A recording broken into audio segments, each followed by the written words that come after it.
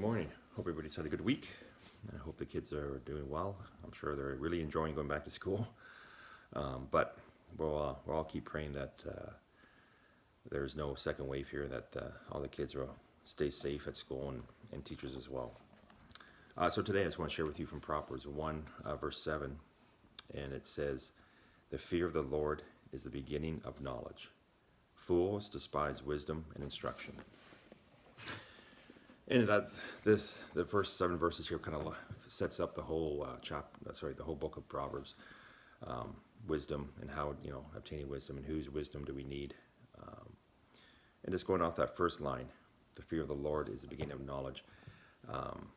What does that fear mean? I think that means that we humble ourselves, that we recognize who God is, who the Lord is, His authority in our lives, His power. Everything about Him. And when we do that, we can put aside our knowledge, so to speak, what we think is what we want to hear and what we don't want to hear. But the thing is, we have to hear everything that God has, all His knowledge for us. And that's even pushing away our desires and being ready to be corrected. And with that, we see God's love. God, when He disciplines us and corrects us, is because He loves us. Sometimes that can be taken the wrong way, but we know God and He's perfect. And so for us, once we, understand who God is and give Him that authority in our lives, we can start hearing God's knowledge and learning God's knowledge, and take that knowledge, and that becomes, when we have His knowledge and we use that in our life, that becomes wisdom.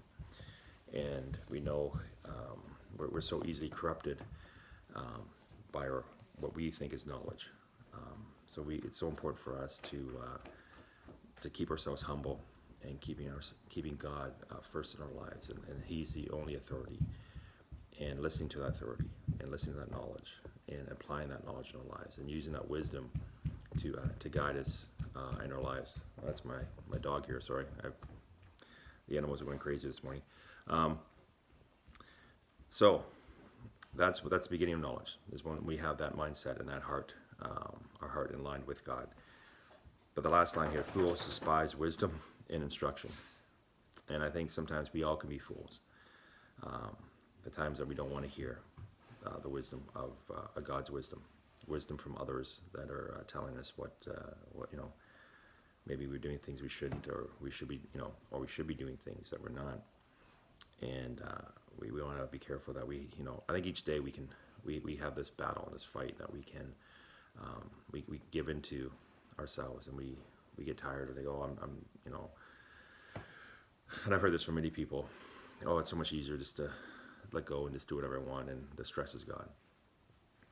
But what happens is they haven't given up that sin that they're struggling with, and they use the excuse that it's too being a Christian or doing what God's asked is too stressful and it's too hard, and they haven't feared God. They're not fearing God, and what happens is they push God aside, and they start thinking their wisdom and their knowledge is better.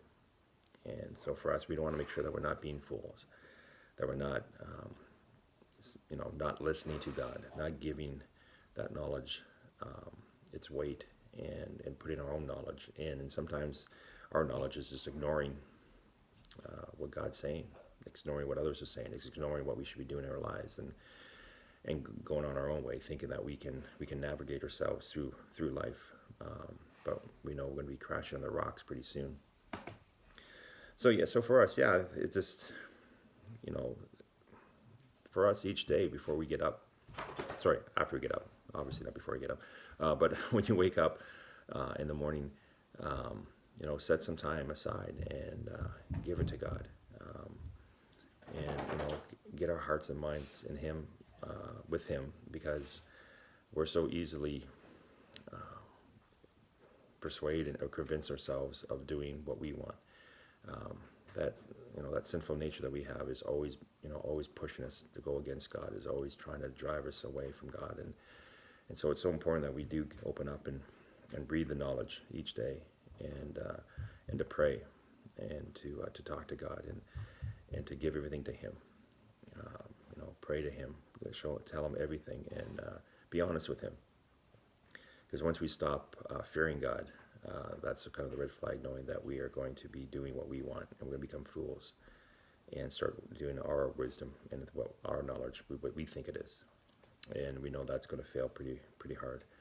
And so for us, it's this knowing that we can't get through this life without God, and each day we need Him. We need to come back to Him each day and to learn this knowledge and continually learn it and to grow in that knowledge.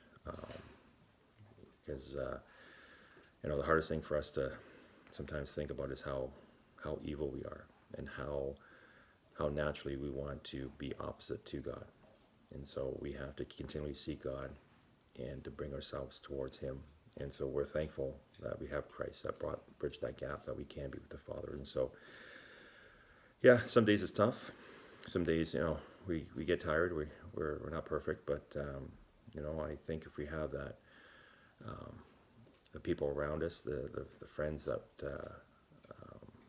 we need, that we can go to, we can rely on the right kind of wisdom and guidance. That those days when it is tough, those days that we just feel like we just want to give in and not have any more, pressures or even sometimes we feel the judgment or shame in our lives, that we can go to those people and they can help us and pray with us. And you know what? Those times we feel that we got to get on our knees again and pray and come to God again, and His peace will guard our hearts and minds. We know that. And so, so that's just kind of my 2 cents for today.